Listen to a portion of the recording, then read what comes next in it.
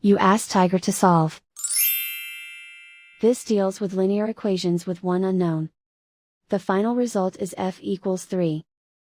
Let's solve it step by step. Simplify the expression. Expand the parentheses. Multiply the coefficients.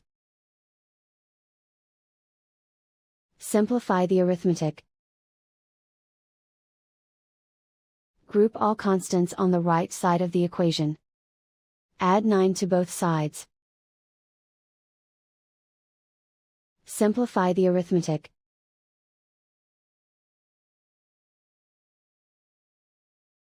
Isolate the L. Divide both sides by 6. Simplify the fraction. Find the greatest common factor of the numerator and denominator. Factor out and cancel the greatest common factor. And so the final result is f equals 3.